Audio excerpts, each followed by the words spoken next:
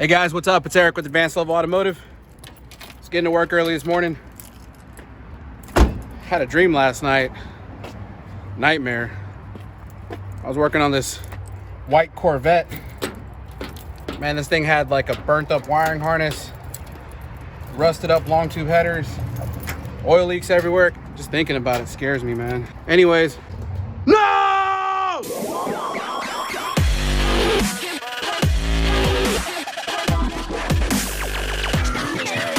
Hey guys, what's up? Welcome back to the channel.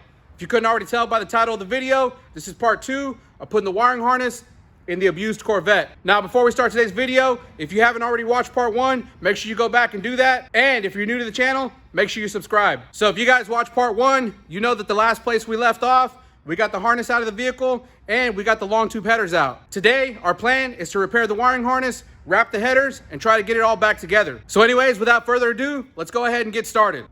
All right, guys, so we're gonna start by wrapping the headers. If you look over here, what I have is just a roll of fiberglass header wrap. And I've already pre-soaked this, so you can see I soaked it in water. It's ready for installation. And what we're using are these stainless steel locking ties. If you look right here, these are the stainless steel locking ties that you want to use for this wrap. And what we're gonna do is we're gonna do a partial wrap of the headers. I'm not going to do a full wrap. I'm not going to attempt to wrap each of these tubes. We're basically gonna do a wrap from right over here to right over here. And the reason for that, well, there's a couple reasons. Number one, because we're on a budget. This guy is on a budget. He's trying to save money wherever he can. So for me to have to try to wrap these things individually, it's gonna take more time, it's gonna cost more money. Second, and this is a real big reason that we're only going to partially wrap these headers, is because if you guys couldn't tell, these headers are pretty rusted. Now, the thing about rusted headers is that that's really an indication of the quality of the steel that's used, because typically with a good set of expensive headers that are stainless steel, they're not going to rust out like this. These headers are probably cheap eBay headers, and so they've already begun to rust. Now, if we wrap these completely, they're going to be a lot more prone to rusting out, because the insulation, when it gets wet, it's going to hold water. And if these pipes are already starting to rust, just imagine whenever you have this thing fully insulated and the insulation gets wet, it's going to trap the moisture between the insulation and these pipes, and it's going to cause these things to rust out. Because you got to remember, this header wrap insulation is not waterproof. It's going to allow water to penetrate through the fabric, and that water is going to sit between the insulation and the tube, and that's guaranteed to cause rust problems with these headers. So with that being said, let's go ahead and get started. Now, this header is off of the driver's side, and this is the one that had the oxygen sensor installed. And again, we're gonna have to replace this oxygen sensor because you can see the harness and the connector was completely burned up. So we'll actually check this out. The oxygen sensor is not even bolted in tightly. It's only in there hand tight. Take a look at that. You can already tell that this thing's been getting water intrusion and it's already starting to rust out. So now looking over at these headers, you can tell where all of the plastic wiring harness was melting on this on these tubes right here. Let me get some of these crusties out of here.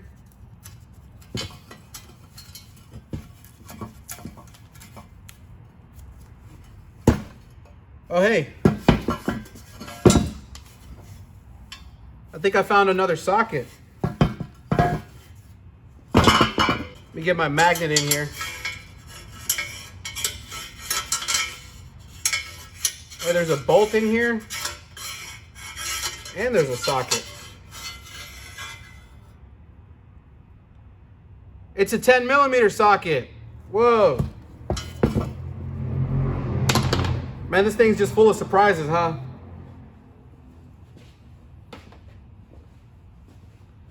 Let's see if I can get that bolt out of there.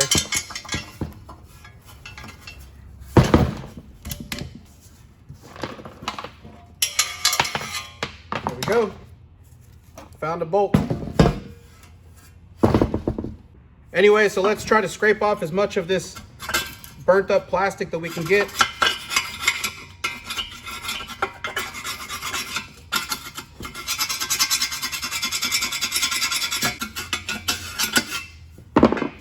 I'm not too concerned with it. I just don't want it to be smelling like burned plastic. So I'm gonna try to get as much of this stuff off that I can. And that should be good. Okay guys, like I said, the goal is to wrap from about here at the bend of the pipes to right about here, right past the oxygen sensor. And again, we're insulating this because we want to keep this heat from damaging the wiring harness that runs through this area here. So let's go ahead and get started.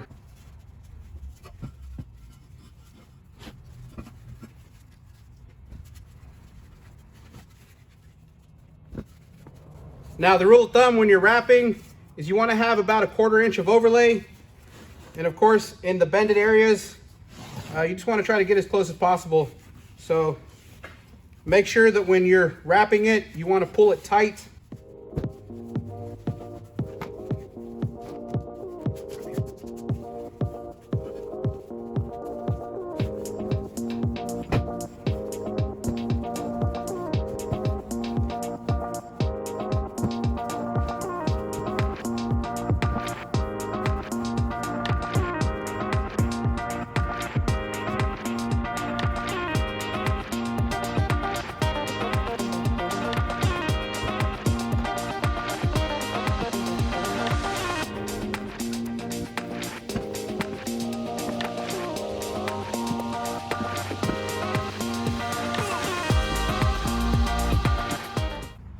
Now we're gonna go ahead and end it off right here. Just gonna slice it.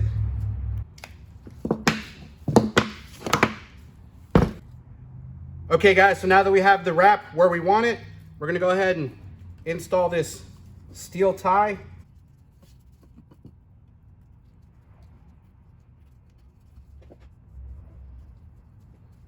Just get it on there hand tight. Now we're gonna snip this, leave about 1 inch or so. Then we're going to take a pair of angled needle nose pliers, and we're going to grab it from right about there and give it a good twist.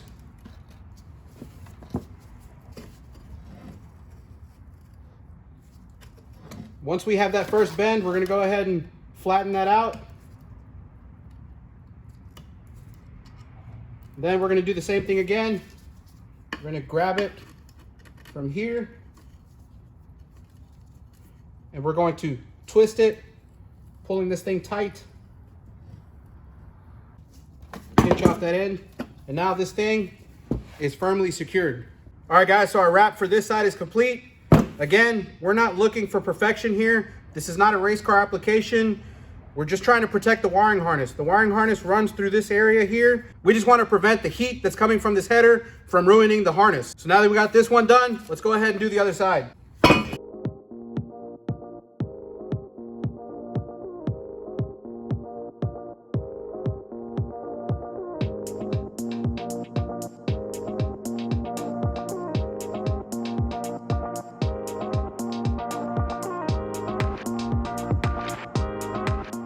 All right, so here we have the wiring harness. Now, before we can install this into the vehicle, there's a few things we have to do. Number one, we're gonna have to install this connector to the harness, which is the main connector that goes near the engine computer. I've already gone ahead and cut the other one off, and I peeled back this tubing so that I can gain access to the wires, and the same thing on the harness here. So we have the wires exposed. We're gonna need to solder these together. That's the first step, and there's a few other connectors, the oxygen sensor connector, and a couple of other things. So let's go ahead and get started.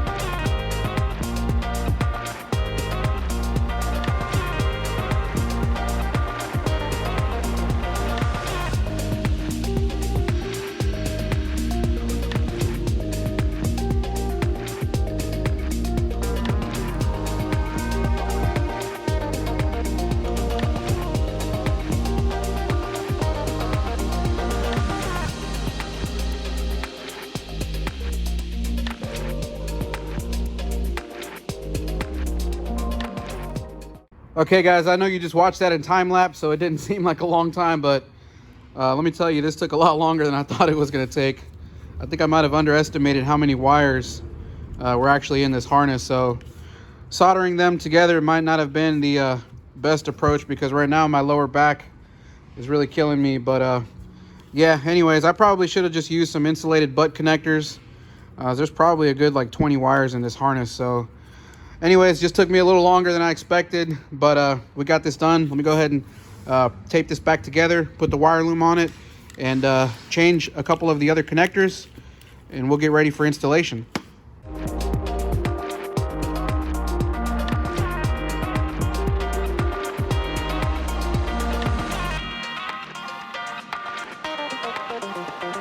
All right, so we have the wiring harness prepared and ready to go back into the vehicle. But before we can install it, we're gonna need to do something about this wiring harness here, because if you guys recall, this is actually a separate wiring harness from the one we're replacing. So this thing, we don't have time to find another wiring harness. And looking at this, I think we can actually just repair it, because if we peel back some of this corrugated tube, we can see that we do have the wire colors. And if we look in here, looks like there's only 4 wires, which is not too bad. And we can see the colors of the individual wires, you know, before they turn into this burnt up crustiness. And the other end of the harness is up on this side. Let's see if we can get a visual of it. Move this out of the way. So if we follow this up, you can see the other part of the wiring harness up here. It's kind of jammed in between the transmission bell housing and the firewall. But if you look in there, we can see some wire colors. So I guess what I'm going to try to do is I'm going to cut this section of wire out here, and we're going to wire this back together, just matching up the colors. So yeah, let's go ahead and get started. All right, so we're going to start by chopping off this end of the wiring harness like that. And let's see if we can pull this through. I think I can actually pull this harness out of the side here, just like that. This thing's pretty badly burned, but I think we can salvage it. Let's open up this harness. The wire's kind of melted to the plastic here, so we're gonna have to just cut it right here, like that. And see if we can expose our wiring. There we go.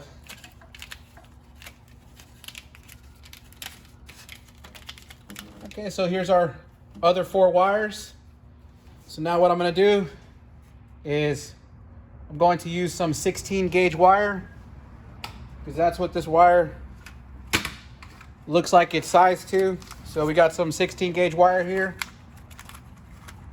and we are going to use this wire to reattach this wiring harness. So let's get started.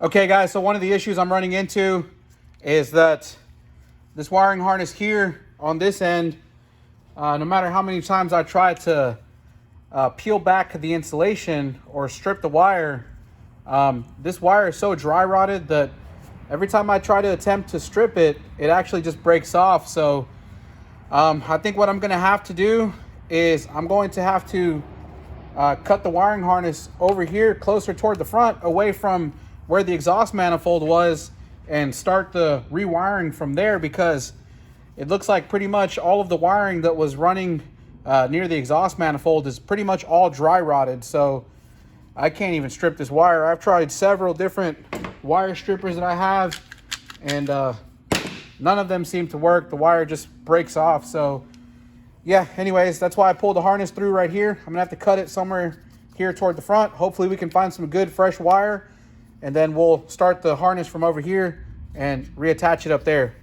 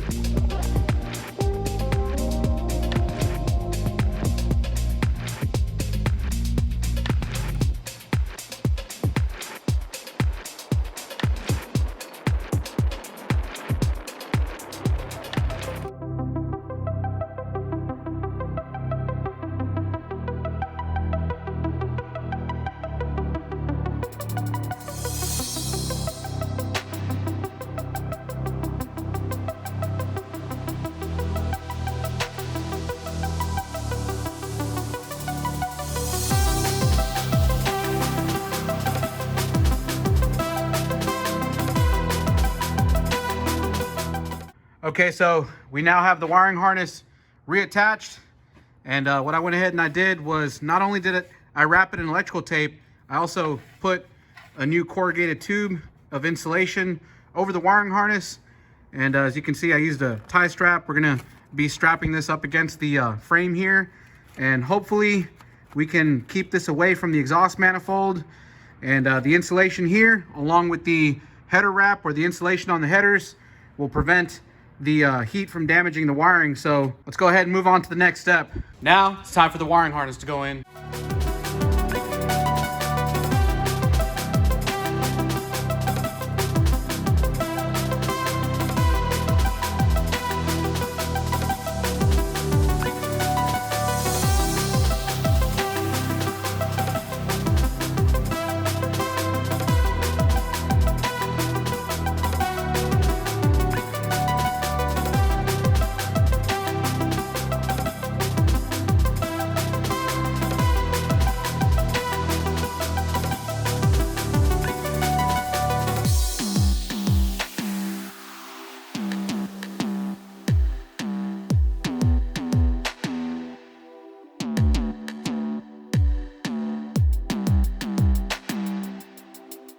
Now it's time to reinstall the computer.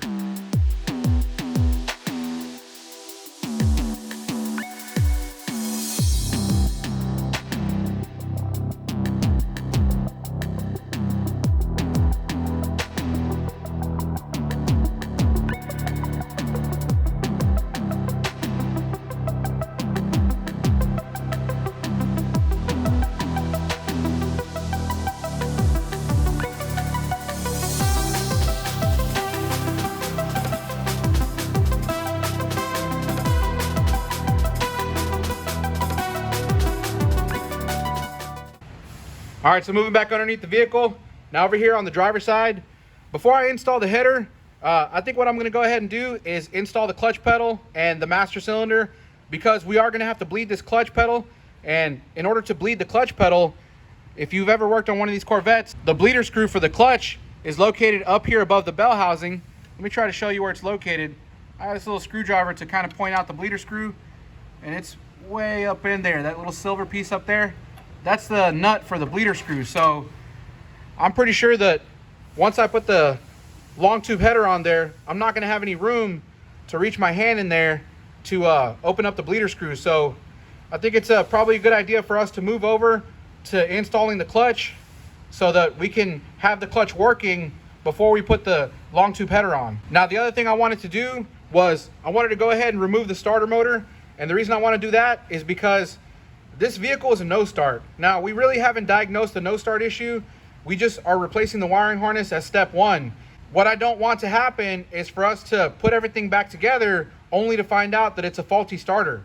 And the thing about the starter is, if you remember, it's buried underneath that long tube header. So I don't want to put the header on, put the vehicle back together only to find out that the starter is bad, for me to have to pull the header back off. So I'm gonna go ahead and pull the starter motor off. Well, I actually already did. I have it over there on the bench, and we're gonna go ahead and test it. So let's go ahead and get started. All right, guys, so over here on the table, we have the starter motor out of the vehicle. And what I have is my jump pack hooked up. So we have the positive lead over here. This is connected to the B+ terminal on the back of the starter solenoid. And then we have the ground terminal here, which is hooked up to the body of the starter. What I have here is a little jumper wire, and this is also attached to the battery positive. What I'm gonna do is I'm gonna touch this to the switching post of the starter solenoid. So when I touch this, we should hear the starter engage. If you watch over here, you'll see the gear shoot out and it should spin. So as long as the starter motor is working, the gear should shoot out and it should spin. So I'm gonna go ahead and touch it. One more time. One more time. One more time. As you can see, the starter motor is working. It's in good condition. Let's go ahead and get it put back into the vehicle, and let's get started putting the clutch pedal in. Okay guys, so moving over to the driver's side, I went ahead and I took the wheel off, and there's a little plastic cover that goes right here. When you remove that plastic cover, it gives you access to the clutch master cylinder, which is located right up here. And if you guys take a look at it, I'm pretty sure my theory was correct in saying that the reason this master cylinder ended up bending the rod was because I don't think it was installed correctly. So if you look over here where the kind of nut piece is on the front of the master cylinder, you're supposed to push it into the bracket and turn it clockwise to lock it into place. I don't think it was locked into place properly, and so you can see where it actually came out. Let me zoom in on that. You guys can see a little bit more detail. Yeah, you can see that the clutch master cylinder is not fully engaged into the bracket, and it almost looks like you can tell where these scrape marks are. It looks like that's where it finally gave way and it came out. So I'm thinking that's what happened. This wasn't installed properly and it finally slipped out, and whenever somebody went to go push the pedal and they pushed it hard enough, this thing jammed up against the bracket, ended up bending the rod and cracking the bracket. So anyways, let's go ahead and remove this thing. There's a little pin right here that we're going to need to drive out using a punch, and that's going to remove this line right here, and then we'll be able to pull this out. So let's go ahead and do that. All right guys, so I'm underneath the dash and getting ready to pull this clutch pedal out. There really isn't a whole lot of room down here for me to film, so I'm not even going to try. I'm almost done getting the last bolt out, and I'm just going to pull this pedal assembly out. I'm sorry if I really can't film it, but man, it's a really tight spot down here and my back is starting to hurt. So let me go ahead and hurry up and get this thing out. All right, so I've got this thing unbolted. I'm gonna try to get this thing out. Oh man, again, a really tight spot.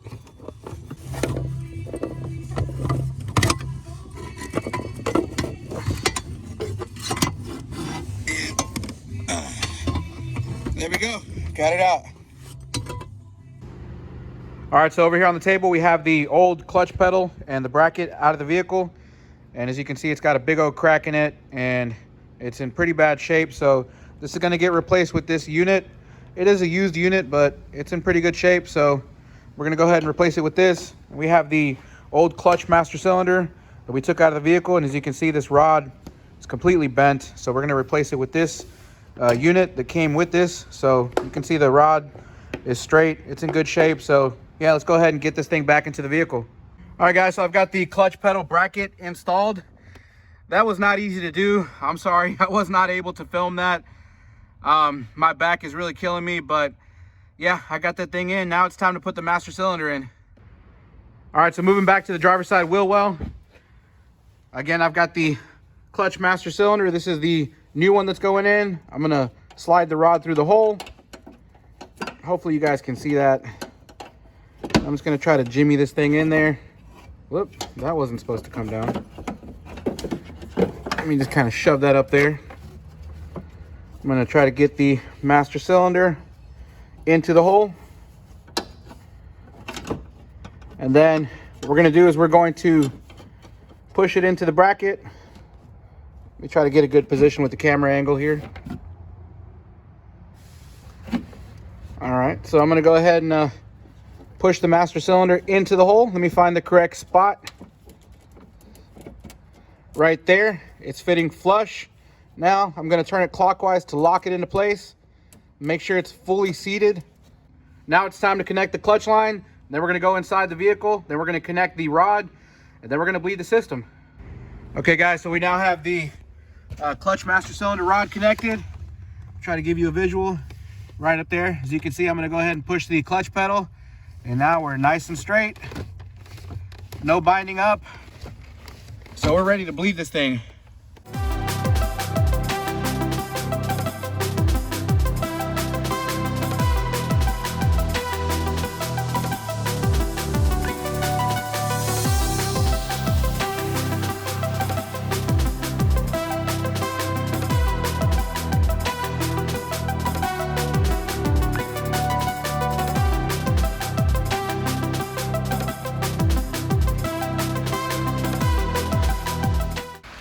All right guys, let me apologize if I'm jumping ahead here. So I got the clutch pedal installed and the clutch master cylinder installed. I was able to bleed the system. I wasn't able to catch it on camera because honestly, I had trouble trying to get someone to come and help me bleed the system. Again, I work by myself, so I needed a second person to get inside the vehicle. It was hard enough trying to get a person to come through. And the person that I did have, they only had a few minutes to spare, so they came through. I was able to bleed the system. I just wasn't able to catch it on camera. So anyways, we got the clutch bled. The clutch pedal feels great. I already showed you guys that I installed the header on the passenger side. And let me show you guys. So again, we have the header here, and you can see it's nicely wrapped. I really like the way this came out. And as you can see, I was able to suspend the wiring and the clip for the oxygen sensor. As you can see, it's attached to the frame there. Nice and clear, away from the heat of the header, or at least a direct heat from the header. So anyways, I got this side installed, and I know I didn't catch it on camera, but I also got the other side installed. So if you look over here, we have this header. Again, I'm real happy with the way this came out because I was able to suspend the wiring. Hopefully I can focus in on that. It's really hard to see. So I was able to suspend the wiring and make sure it was clear and away from the direct contact of the header. And where the wiring travels, it's right where the installation of the header wrap is at. So I think that's going to do a real good job of keeping the heat from destroying that wiring harness that we repaired. Also, we put some extra insulation on those wires, so I think we should be good to go. Next up, we're going to go ahead and drop the vehicle, move up to the top of the engine, and start installing the intake manifold. Now, before we can even think about putting the intake manifold back on, we're going to need to vacuum the top end of the engine.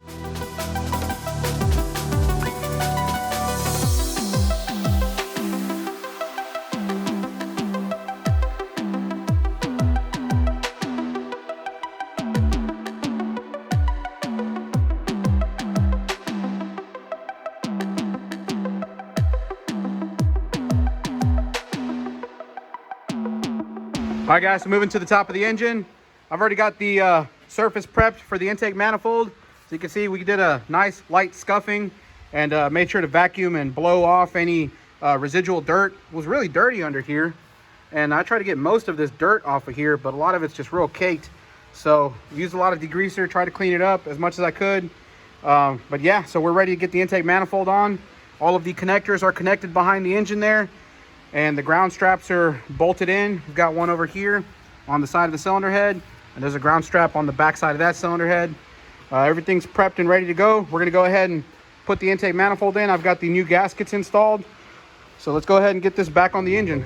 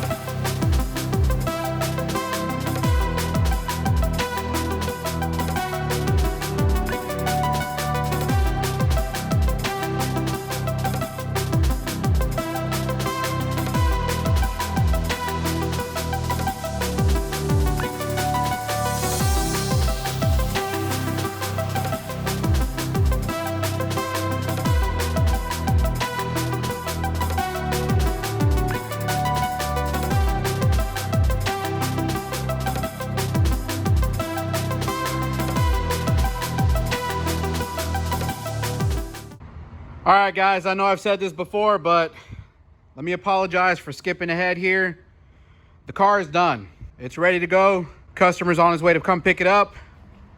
And yeah, we got this thing up and running. I'm just gonna go take it through the car wash, clean it up a little bit, but the car is ready to go. Now, the reason I'm skipping ahead here is because I ran into a lot of little issues. And again, I knew I was going to run into a lot of issues with this thing. We talked about it being an onion vehicle where it was going to have layers and layers of problems. And let me tell you, this thing had plenty of layers to deal with. So let me go ahead and give you guys an overview. So after installing the wiring harness, the vehicle still did not start up. So went into the vehicle, tried to crank it, nothing happened. Initially, I suspected the neutral safety switch. If you guys remember from the first video, somebody had rigged it up and put a tie strap around it. So I kind of went straight for that because when I hooked up the scan tool, the data PID was showing that whenever I put the key into the crank position, it was going into the crank position. There was no security codes or anything like that. So I went to the neutral safety switch that's located inside underneath the dash, and what I found was that there was no power getting to the neutral safety switch, or sometimes called the clutch safety switch. So I looked up the wiring diagram. I mean, we could probably go through the wiring diagram together, but essentially there's a fuse on the passenger side. There's a fuse box that's actually located in like the footwell, so it's kind of a weird place to put a fuse box, but there's a fuse box there. And what I found was that it had a blown fuse. Now, the funny thing about it is that the customer actually said that he took the vehicle to another shop initially for the same problem. And what they actually did was they ran a wire all the way from the fuse box on the passenger side across to the neutral safety switch, and they tapped it into the neutral safety switch. Now, I don't know why they ran that wire to the neutral safety switch when all it had was a blown fuse. So needless to say, I went ahead and I yanked all that wiring out that they rigged up, repaired the wiring on the neutral safety switch connector, and put a new fuse into the fuse box, and this thing started right up. Now, once I got the vehicle running, it was running pretty much like crap. So after this thing was running, there was a lot of things that we had to deal with. I had to replace the ignition wires, and then there was a lot of other things that I had to deal with, some vacuum leaks from some vacuum hoses, and also figuring out how to route some of this wiring, because apparently this motor is not the original motor that's in the vehicle. Actually, this motor came out of a pickup truck. It's a 6.0 engine, so it's an iron block. So this engine isn't even the original engine from the vehicle. So anyways, I ran into some weird issues like the coil connector right here. This wiring harness was really long, and so the way it was left before was that it was kind of laying in the area of the header wrap. Now, this harness does not need to be this excessively long. It only goes from right here to right here. So when I looked into it, it looked like they had extended the wiring for that. So anyways, I ended up having to tuck that up and away because on the other side, it had already started cooking from the header having contact to it. So anyways, once I got that taken care of, we also had check engine light on that had multiple codes. Of course, we had heater circuit codes, so I was able to fix those by replacing the heater circuit fuse. Also, I ran into some throttle position sensor codes, which we were able to fix by replacing the throttle position sensor. I mean, really, honestly, the list goes on and on. I mean, a lot of this stuff was left really loose. It wasn't even bolted into place, so I ended up having to find some hardware to bolt this stuff into place because this coolant tank was just hanging there. I mean, the car is just really kind of pieced together. So, I mean, the car is not in great shape, but, you know, it's good enough now that it runs. So let's go ahead and start this thing up, let you guys take a listen. All right, so we're inside the vehicle. I got the key in my hand right here. I'm gonna go ahead and push down on the clutch and start this thing up.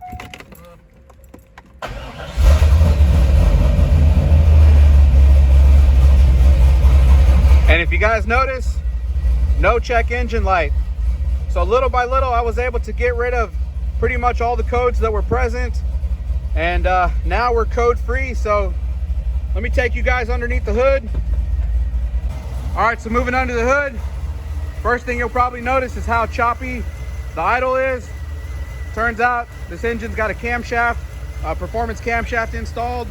So it idles real choppy. That's just the way it is. Now the customer did tell me that the last mechanic told him that he had removed the tune that he had installed into the computer and put the factory tune back on. I'm not really sure why he did that. So the vehicle is going to need to go to a performance shop to get the computer tuned. That's not my area of expertise. I don't do that here. He's going to have to take it to a performance shop so that they can get the tune right and have this thing running top notch. So, oh, one of the other things I forgot to mention was this fuel line is going to need to get replaced. This line actually doesn't even look like it's factory. It's kind of rigged up, but this line starts to leak if you hold it in a certain position, and so I really didn't like that. We're having to order that fuel line so that we can get it replaced. But other than that, this car is pretty much ready to go.